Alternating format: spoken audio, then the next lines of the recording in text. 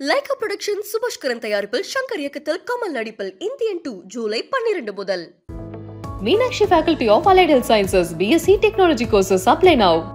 அவர் வச்சிருக்கிற கன்னு பாக்கெட்லேயே வச்சிருப்பாரு. கைக்கு அடக்கமான கன்னு தான். அவர்கிட்ட இல்லைன்றது எப்படி தெரியும்? ஹோட்டல்கள்லேருந்து உணவு கொண்டு வராங்க இல்லையா, அந்த ட்ரெஸ் போட்டுக்கின்னு அவங்க ஏதோ பார்சலில் கொண்டு வராங்கன்னு அலட்சியமாக நின்று இருந்தாங்க. ஆனால் அது எதிர்பார்க்காத நேரத்தில் திடீர்னு வந்து பண்ணியிருக்காங்க. 5க்கும் மேற்பட்ட டைம் அட்டெம்ப்ட் ட்ரை பண்ணோம். 6வது வாட்டி தான் இந்த வாட்டி கொலை செய்ய முடிஞ்சது. 5 முறை தவறி இருந்ததுனாக்கா அந்த 5 முறை அவருக்கு தெரியாமல் இருக்கலாம் இல்லையா. இப்போ உதாரணத்துக்கு ஒரு இடத்துல வந்து நிற்கிறாரு, அவங்க எய்ம் பண்ணுறதுக்குள்ள அங்கேருந்து அவர் புறப்பட்டு இருப்பாரு. அப்போ அந்த விஷயம் அவருக்கு தெரியாமல் இருந்திருக்கலாம் இல்லையா. யார் வெறி கொண்டு இந்த செயலை செஞ்சாங்க, எதனால செஞ்சாங்க, குழைச்சிடக்கூடாதுன்னு நினைச்சிருப்பாங்க. அந்த அளவுக்கு அவர் அவ்வளோ வெட்டு தலையில. உங்களுக்கு யார் மீது கோபம் உண்டு? சமத்துவத்தின் தலைவர்னு மக்களால் அன்பாக அழைக்கப்பட்ட பிஎஸ்பி கட்சியுடைய மாநில தலைவர் ஆம்ஸ்ட்ராங்குடைய படுகொலை பெரிய அதிர்ச்சியும் சோகத்தையும் உருவாக்க நிலையில் இது தொடர்பாக நிறைய விஷயங்களை பேசுறதுக்காக நம்மளோட பூவை ஜெகன் மூர்த்தி அவர்கள் இணைஞ்சிருக்காரு. வணக்கம் சார். வணக்கம். நிறைய விஷயங்கள் உங்ககிட்ட அவரை பற்றி பேசணும். அதுக்கு முன்னாடி தலித் சமுதாயத்துக்காக குரல் கொடுக்கக்கூடிய நிறைய பேர் படுகொலை செய்யப்படுறதாகவும் அவங்களை கார்னர் பண்ணுற விஷயங்கள் நிறைய நடந்துகிட்டு இருக்கு. கடந்த சில வருஷங்களாகவே பார்த்தீங்கன்னா தாழ்த்தப்பட்ட மக்களுக்காக குரல் கொடுக்கக்கூடிய தலைவர்கள் நிறைய இடத்த அச்சுறுத்தலுக்குள்ளாயிருக்காங்க, படுகொலை செய்யப்பட்டிருக்காங்க. இதை பற்றி உங்களுடைய கருத்து என்ன? அரசு காப்பாற்ற வேண்டிய இடத்துல இருக்கு. அப்போ அது தவறிச்சின்னு சொல்றதுதானே சரியா இருக்கும். இப்போ அனைவராலும் அன்பாக பேசக்கூடியவர்கள் சமத்துவ தலைவர் ஆம்ஸ்ட்ராங் அப்படின்னு சொல்றாங்க. அப்படி இந்த சமூக மக்களுக்கு அவருடைய உரிமைகளுக்கு குரல் கொடுக்கின்ற தலைவர்கள், அதுல இவர் ஒருத்தர். இவருக்கு இந்த அச்சுறுத்தல் இருக்கு அப்படின்னு எப்படியும் காவல்துறைக்கு தெரிஞ்சிருக்கும், உளவுத்துறைக்கு தெரிஞ்சிருக்கும். இவங்க சொல்லியிருக்கலாமே, இல்ல போலீஸ் பாதுகாப்பு கொடுத்துருக்கலாமே அப்படின்றதான் எல்லாருமே சொல்றாங்க. நான் சொல்லல, எல்லாரும் சொல்றாங்க, அதை நானும் சொல்றேன். அதனால இப்ப நடந்த இந்த படுகொலைக்கு இப்போ சரண்டர் ஆனவங்க தான் உண்மையான குற்றவாளியா அப்படின்னு ஒருத்தரும் சொல்லல. இவங்களை யாரும் ஏத்துக்கல. பின்புலம் வேற யாரோ இருக்கிறாங்க, கொலை பண்ணவங்க வேற, இவங்க சரண்டர் ஆயிருக்காங்க. அந்த உண்மையான குற்றவாளி யாரு, அவங்களை ஏவி விட்டவர்கள் யாரு, இல்ல அந்த கூலிப்படையா இருந்தாலும் அந்த கூலிப்படையின் தலைவன் யாரு, யார் அந்த கூலிப்படை, எதனால பண்ணாங்க, அவங்களுக்கு இந்த வேலை கொடுத்தது யாரு, இதுதான் எல்லாருமே கேட்கறாங்க. அதாவது பிஎஸ்பியினுடைய தேசிய தலைவர் முன்னாள் முதலமைச்சர் மரியாதைக்குரிய அம்மையார் மாயாவதி அவர்களும் இதை தான் முன்வைக்கிறாங்க. நாடாளுமன்றத்தினுடைய எதிர்கட்சி தலைவர் காங்கிரஸ் ராகுல் காந்தி அவர்களும் சொல்றாரு. பாரதிய ஜனதா கட்சியினுடைய தலைவர் நட்டா அவர்களும் சொல்றாரு. தமிழ்நாட்டில் எத்தனை கட்சி இருக்குதோ அத்தனை கட்சி தலைவர்களும் சொல்லியிருக்கிறாங்க. அமைப்பு நடத்துகின்ற சின்ன சின்ன அமைப்பு நடத்துகிறவங்களும் சொல்றாங்க. இதுல ஏதோ மர்மம் இருக்குது, இது சிபிஐ விசாரணை கொடுங்கன்னு கேட்கறாங்க. இது ஆருத்ரா கேஸோட சம்மந்தப்பட்டிருக்கும் நினைக்கிறீங்களா? எது சம்பந்தப்பட்டு இருந்தாலும் இவருக்கும் அவங்களுக்கு என்ன தொடர்பு? எந்த தொடர்பும் இதுவரை இல்லை. எந்த போலீஸும் அவரை கூப்பிட்டு விசாரிக்கல, அந்த மாதிரியான எந்த நிகழ்வும் நடக்கல. அப்போ என்ன காரணம்? அப்போ சிபிஐ விசாரணை வந்தா தானே உண்மை தெரியும், இதனாலதான் இந்த சம்பவம் நடந்தது அப்படின்னு. அதனாலதான் எல்லாருமே கேட்கறாங்க சிபிஐ விசாரணை வேணும்னு. எதுக்கு இந்த இவ்வளவு மோசமா நடந்த இந்த படுகொலை? ஒரு நல்ல தலைவர், வழக்கறிஞர், சமூக பற்றாளர், இப்படிப்பட்ட ஒரு தலைவனுக்கு இந்த நிலை என்றால் ஒரு சாதாரண மக்களுக்கு, கிராமப்புறத்தில் இருக்கின்ற அடித்தட்டு மக்களுக்கு என்ன பாதுகாப்பு கிடைக்கும்? இல்ல அவங்களுக்கு ஏதாவது இந்த சமூக நீதி பத்தி பேசினாலும், இந்த சமூகத்துக்காக பேசினாலும் அவங்களுக்கு இது போன்ற பாதிப்புகள் ஏற்படுமா? ஏற்கனவே ஏற்பட்டு இருக்குது. சாதாரண ஒரு 9ஆம் வகுப்பு படிக்கிற மாணவன்ல இருந்து ஒரு அரசியல் கட்சி தலைவர் வரைக்கும் கொலை மிரட்டல்கள், அதோடு கொலையும் பண்ற அளவுக்கு இந்த சமூகத்துல வளர்ந்து இருக்குதுனாக்கா அரசு தானே இதுக்கு பொறுப்பு ஏற்கணும். சாதி சார்ந்து பிரச்சனைகள் இன்னும் அதிகமாவே இருக்குன்னு நினைக்கிறீங்களா? கண்டிப்பா. முக்கியமா பட்டியலின மக்கள். ஆமா, எப்போ இவங்க திமுக மாடல் அரசு, சமூக நீதி அரசு, பெரியார் மண் எப்போ சொல்றாங்களோ, இவங்க அப்போதிலிருந்து இதெல்லாம் நடக்குது. அப்போ தாழ்த்தப்பட்ட மக்களுக்கு, பட்டியலின மக்களுக்கு யாருமே அவங்களுடைய உரிமைகளுக்கு யாரும் குரல் கொடுக்க கூடாது அப்படின்னு சொன்னாக்கா, அப்போ யாரு அவங்களுக்காக குரல் கொடுக்கறது? அப்போ அது அவங்களுக்குன்னு ஒரு தலைவர் உருவாக கூடாது அப்படின்னு சொன்னாக்கா, அவங்கள கொலை செய்யணும்னு சொன்னாக்கா, அப்ப யார் தான்? அப்போ இந்த மக்கள் இந்த நாட்டுல இல்ல இந்த சமூகத்துல பிறந்ததே தவிர பாதுகாப்பு கொடுக்க வேண்டிய அரசாங்கமே வேடிக்கை பார்க்கும்போது வேற என்ன பண்றது? இப்போ இந்த படுகொலைக்கு நான் சொல்லுவேன், உள்ளூர்ல இருக்கிற காவல்துறை செயலிழந்து விட்டது, உளவுத்துறை செயலிழந்து விட்டது. இது போலீஸினுடைய அஜாக்கிரதைன்னு தான் சொல்ல முடியும். ஒரு நல்ல தலைவரை இழந்திருக்கிறோம், ஒரு சமூக பற்றாளனை இழந்திருக்கிறோம். அப்போ காவல்துறை எச்சரிக்கை கொடுத்திருக்கலாம், இல்ல போலீஸ் பாதுகாப்பு கொடுத்திருக்கலாம். அவர்கிட்ட எப்பவுமே ஒரு கன் இருக்கும், கரெக்டாக அந்த கன் இல்லாத டைம்ல தான் இது நடந்திருக்குன்னு போலீஸுடைய விசாரணையில் தெரிவிச்சதாகவும் சொன்னாங்க. முக்கியமாக அவர்கிட்ட இருக்கக்கூடிய கன் இல்லாததை பார்த்துட்டு ஸ்கெட்ச் பண்ணி இதை பண்ணியிருக்காங்கன்றதும் குறிப்பிட்டிருக்காங்க. அவர் வச்சிருக்கிற கன்னு பாக்கெட்லேயே வச்சிருப்பாரு. அந்த அளவுக்கு ஒரு கைக்கு அடக்கமான கன்னு தான். அவர்கிட்ட இல்லைன்றது எப்படி தெரியும்? அதை கார்ல வச்சிருக்காரு, அவர் பாக்கெட்ல வச்சுக்கல. ஆனா அது எதிர்பார்க்காத நேரத்துல திடீர்னு பண்ணிருக்காங்க. அதிலும் கூட பாருங்க, இந்த ஹோட்டல்ல இருந்து உணவு கொண்டு வராங்க இல்லையா, அந்த ட்ரெஸ் போட்டுக்கின்னு அவங்க ஏதோ பார்சல கொண்டு வராங்கன்னு அலட்சியமா நின்று இருந்துட்டாங்க. இல்ல உஷாரா இருந்திருப்பாங்க. அவங்க தான் நினைச்சு கிட்ட வந்த பிறகு திடீர்னு இந்த மாதிரி அவங்க இறங்கி வெட்டுறதை பார்த்து, அதாவது எதிர்பார்க்காத நடந்த அந்த சம்பவம். ஏன்னா அவங்க கூட இருந்தவங்க சொன்னாங்க, அவங்க கூட இருந்தவங்களும் அதுல பாதிக்கப்பட்டிருக்காங்க. அவங்க சொன்ன ஸ்டேட்மெண்ட் எதிர்பார்க்கல, சுதாரிக்கிறதுக்குள்ளார இந்த சம்பவம் நடந்துருச்சு. 5க்கும் மேற்பட்ட டைம் அட்டெம்ப்ட் ட்ரை பண்ணோம், 6வது வாட்டி தான் இந்த வாட்டி கொலை செய்ய முடிஞ்சது அப்படின்னு போலீஸுடைய வாக்குமூலத்தில் குற்றவாளிகள் சொன்னதா ஒரு ஸ்டேட்மெண்ட் நாங்கள் பார்த்தோம். ஒரு 5 வாட்டி ஒருத்தங்களை ட்ரை பண்ணியிருக்காங்க கொல்றதுக்காக அப்படின்ற கட்டத்தில் 5 வாட்டியும் தவறி இருக்கு அப்படின்ற விஷயத்தையும் 5 முறையும் தவறி இருக்குதுனாக்கா அந்த 5 முறை அவருக்கு தெரியாம இருக்கலாம் இல்லையா? இப்போ உதாரணத்துக்கு ஒரு இடத்துல நிக்கிறாரு, அவங்க எய்ம் பண்றதுக்குள்ள அங்கிருந்து அவர் புறப்பட்டு இருப்பாரு. அப்போ அது அந்த விஷயம் அவருக்கு தெரியாம இருந்திருக்கலாம் இல்லையா? அப்போ இது எப்படி காவல்துறை உளவுத்துறைக்கு தெரிஞ்சிருக்கும் இல்லையா? அப்போ உளவுத்துறை சொல்லியிருக்கலாம்ல. உளவுத்துறை தோத்துருச்சுன்றீங்க. அது உண்மை தானே.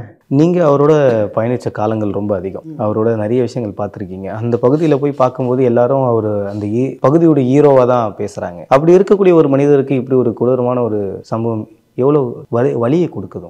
அந்த வலியினுடைய வெளிப்பாடு தான் நாங்கள் அங்கேயே இருந்தோம் 3 நாளாவே.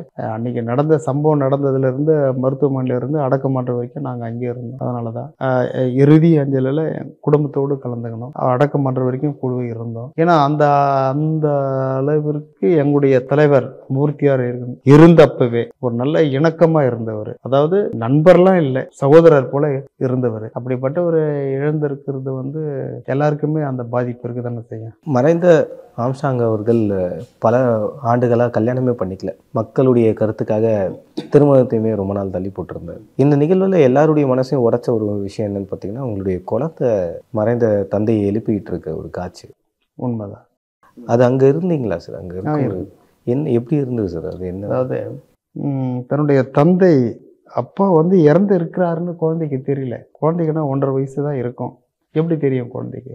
அந்த சம்பவத்தெல்லாம் பார்க்கும் போதெல்லாம் நம்ம அறியாமல் கண்ணீர் விடுகின்ற ஒரு சூழல் இருக்காங்க. அப்போ எல்லாருக்குமே அந்த மனசு எப்படி இருக்கும்? அந்த மனசு பதப்பதை எப்படி இருக்கும்? இந்த மாதிரி நடந்துட்டுச்சு, இந்த மாதிரி எனக்கு கல்யாணம் இப்போ தான் ஆச்சு, குழந்தைய இப்போ தான் பிறந்தது, குழந்தைக்கு வயசு இவ்வளோ தான் ஆகுது, இவ்வளோ சீக்கிரத்தில் குழந்தையும் குடும்பத்தையும் விட்டுட்டு அவர் பிரிஞ்சிட்டாருன்னு சொல்லும்போது, பிரிஞ்சிட்டாருன்னா மறைஞ்சிட்டாருன்னு சொன்னாக்கா அது எவ்வளோ வேதனை இருக்கும். அந்த வேதனை தானே எல்லோருக்குமே. தகவல் தெரிஞ்ச உடனே உங்களுக்கு மைண்ட் எப்படி சார் இருந்தது? ஏன்னா நிறைய பேர் நம்பல, என்ன சொல்றீங்க அப்படின்ற அதிர்ச்சிக்குள்ள போனாங்க. இப்படி ஒரு படுகொலை நடந்ததுன்ற விஷயம் உங்க காதுக்கு வந்த உடனே நீங்க, அதாவது அப்போ நான் திருவள்ளூர்ல தான் இருந்தேன். இந்த சம்பவம் வந்ததுமே சேச்சா யாரோ பேர் மாத்தி சொல்றாங்க, அதுக்கெல்லாம் வாய்ப்பே இல்லை அப்படின்னு தான் சொன்னோம். அதுக்கப்புறம் நியூஸ்ல போடுறாங்க, நியூஸ்ல காமிக்கிறாங்கன்னு சொன்ன பிறகுதான் அதை பார்த்து, அது நியூஸ்ல செய்தி சொன்ன பிறகுதான் பதறி அடிச்சுன்னு நாங்கள் நேரம் ஜிஹெச் ஹாஸ்பிட்டலுக்கு பார்க்க வேண்டிய ஒரு சூழ்நிலை இருந்தது. அப்புறம் ரொம்ப வெக்ஸ் ஆகிட்டோம், மன உடைஞ்சு போயிட்டோம். இந்த மாதிரியான ஒரு தலைவர், வழக்கறிஞர், ஒரு சமூக சீர்திருத்தவாதி, இதெல்லாம் போக நம்மளோட நல்ல உறவுல இருந்தவர், ஒரு சகோதரனா இருந்தவர், இப்படி நடந்துச்சு என்ற ஒரு பெரிய மன வருத்தத்தில் நாங்கள் பாதிப்புள்ளாகிறோம். அந்த காலகட்டத்தில் மூர்த்தியார் அவர்களுடைய ரொம்ப நெருக்கமாக இருந்தது மட்டும் இல்லாமல் அவரை பார்த்து தான் இன்னும் தீவிரமாகவும் இறங்க ஆரம்பிச்சு. உண்மை, அவருடைய செய்கைகள் பார்த்து, அவருடைய சர்வீஸை பார்த்ததா அண்ணனை மாதிரி நம்மளும் ஏதாவது பண்ணணும்னு நினச்சி வந்தவர் தான். ஸோ பார்க்க போனீங்கன்னா இறப்பும் பார்த்தீங்கன்னா அவருக்கு பக்கத்துலேயே அடக்கம் செய்யணுன்றதுக்கெல்லாம் கோரிக்கை இருந்தது இல்லை. அதாவது பெரம்பூர்லேயே அவர் இருக்கிற வீடு பக்கத்திலே அடக்கம் செய்யணும்னு நினைச்சாங்க. அரசாங்கம் அனுமதி கொடுக்கல. வேற எங்க அடக்கம் பண்றதுன்னு தெரியாம தான் இருந்தாங்க. அதுக்கப்புறம் ரெட் ஹில்ஸ் பக்கத்துல புத்தூர்ன்ற கிராமத்துல சொந்த நிலம் இருந்தது, அங்க பண்ணிட்டாங்க. சப்போஸ் அங்கேயும் இல்லைன்னு சொல்லியிருந்தாங்க, எங்கேயுமே இடம் இல்லைன்னு சொல்லியிருந்தாங்கன்னா கண்டிப்பா நான் எங்களுடைய தலைவர் பூவை மூர்த்தியார் அடக்கம் பண்ண இடத்துலயே இங்க வந்து அடக்கம் பண்ணுன்னு நான் சொல்லியிருப்பேன். அங்க அடக்கம் பண்ணி 2 பேருடைய பிறந்த நாள் நினைவு நாள் போன்ற நிகழ்ச்சியெல்லாம் 2 பேரும் சேர்த்து நாங்க அங்கேயே பண்ணியிருப்போம். இடம் இல்லாத பட்சத்தில், அரசாங்கம் கொடுக்க இயலாத பட்சத்தில் கண்டிப்பா நான் அந்த வேலையை தான் நானே கேட்டிருப்பாங்களே, இங்க எடுத்துட்டு வந்துருங்கன்னு. பொதுவாக நிறைய தலைவர்களுக்கெல்லாம் பார்த்தீங்கன்னா அவங்க இறந்த பிறகு அவங்களுக்கான இடத்தை அவங்க கேட்கும்போது அரசு வந்து வழங்கியிருக்கு. விஜயகாந்த் சாராக இருக்கட்டும், கலைஞராக இருக்கட்டும், அவங்களுடைய மறைவுக்கு பீச்சில் கொடுத்ததாக இருக்கட்டும், கட்சி ஆஃபீஸை வந்து அவங்களுக்கான மணிமண்டபத்தை கட்டினதாக இருக்கட்டும், இவருக்கு அதுக்கான பர்மிஷன் வந்து வழங்கப்படாத கூட நீங்கள் எப்படி பார்க்குறீங்க? அதாவது அவங்க சொல்ற காரணம், அந்த இடம் வந்து போதாத இடம், அதாவது சின்ன இடம், அந்த இடம் பத்தாது. அதுவும் மக்கள் அங்கே வசிக்கிற இடம், மக்கள் வசிக்கிற இடத்துல வந்து பாடி அதாவது அடக்கம் பண்ணுறதுக்கான வாய்ப்பு இல்லை அப்படின்னு சொல்றாங்க. நீங்க ஒதுக்கு போறமா உங்களுடைய சொந்த இடம் தான் சொல்லுங்க, அங்க பண்ணலான்றாங்க. அதனாலதான் நீதிமன்றத்துக்கு போனாங்க. நீதிமன்றத்திலையும் நீதிபதி இதே தான் சொல்லிட்டாங்க. அதனால வேற வழி இல்லாததான் இவ்வளவு தூரம் உடைய சொந்த இடத்துல வந்து வைக்கிறதுக்கான ஒரு சூழ்நிலை உருவாக்கி. ஒரு கட்சி தலைவரை தாண்டி அவர்கிட்ட நிறைய விஷயங்கள் பார்த்து வியந்திருப்பீங்க. முக்கியமா எல்லாரும் சொல்ற ஒரு முக்கியமான விஷயம் என்னன்னா, எப்பவுமே சிரிச்சுக்கிட்டே இருப்பாரு, ரொம்ப கைண்டா ஒரு குழந்தைய ரிசீவ் பண்ற மாதிரி பேசுவாரு. ஆமா, ரொம்ப அன்பான ஒருத்தர் அப்படின்னு. அவரை அப்படி இருக்கக்கூடிய ஒரு மனிதரை கொடூரமான முறையில் கொலை செஞ்சு இறந்த பிறகு அவரை பார்க்கும்போது உங்க மைண்ட் எப்படி இருந்துச்சு? யாரு வெறி கொண்டு இந்த செயலை செஞ்சாங்க, எதனால செஞ்சாங்க, அவங்களுக்கு கொடுத்த வேலை திட்டம் என்ன, அந்த திட்டத்தை அவங்க நிறைவேற்றிருக்கிறாங்க. எந்த சூழ்நிலையும் அவர் பிழைச்சிடக்கூடாதுன்னு நினைச்சிருப்பாங்க. அந்த அளவுக்கு அவர் வந்து அவ்வளோ வெட்டு தலையில வெட்டி அந்த அந்த அந்த இடத்துலயே ஸ்பாட்லயே உயிர் போன நினைச்சுதான் பண்ணியிருக்கிறாங்க. அந்த வெறியோடு பண்ணியிருக்கிறாங்க. இது என்ன வெறி, இதில் இது சாதி வெறியா, மற்றபடி கூலிப்படையினுடைய என்ன வெறி, இதெல்லாம் கூலிப்படை தான் பண்ணி 100% எல்லாருமே சொல்றாங்க. நான் சொல்லலை, எல்லா தலைவர்களும் சொல்றாங்க. பொதுவாக மக்களுக்கு, அதுவும் குறிப்பாக தாழ்த்தப்பட்ட மக்களுக்காக குரல் கொடுக்கக்கூடிய யாராக இருந்தாலும் அவங்களுக்கு நிறைய அச்சுறுத்தல்களும் பிரச்சனைகளும் அதிகமாக சந்திக்கிறாங்க. அந்த வகையில தான் இவருடைய கொலையும் நடந்திருக்கும்னு பார்க்குறீங்க? இருக்கலாம், அப்படிதான் இருக்கலாம், எல்லாமே சொல்றாங்க. இப்படியும் இருக்கலாம் அப்படின்னு. அது உண்மை தெரியணுன்றதுக்காக தான் சிபிஐ விசாரணை. இப்போ முக்கியமாக கமிஷனரும் மாற்றப்பட்டிருக்காரு. அருண்ன்றவர் தான் புதுசாக வந்து அப்பாயின்ட் பண்ணியிருக்காங்க. இது எந்த அளவுக்கு செயல்பாடு சிறப்பாக இருக்கும்னு நினைக்கிறீங்க? இனிமேல் அவருடைய செயல்பாடை வச்சு தான் நம்ம யோசிக்க முடியும், சொல்ல முடியும். அவர் வந்த பிறகு தான் அவர் என்ன அடுத்த நடவடிக்கைகள் எடுக்கும். ஏன்னா இதுக்கு முன்னாடி சந்தீப் ராய் ரத்தோர் இருக்கும்போது இதுக்கான நடவடிக்கை எடுக்கப்படலன்னு நினைக்கிறீங்களா? இல்லை, அப்போ அரசாங்கம் எதுக்கு அவரை மாற்றினாங்க? நான் அவர் எதுவுமே செய்யலன்னு நான் சொல்ல வரல. இப்போ அரசு அவரை எதுக்கு மாற்றினாங்க? சம்பவம் நேற்று தான் எல்லாமே முடிஞ்சுது, அடக்கம் பண்ணி முடிச்சாங்க. இன்னைக்கு அவரை மாற்றிருக்கிறாங்க. என்ன காரணம்? அப்போ இதான காரணம். உங்களுக்கு யார் மீது கோபம் உண்டு?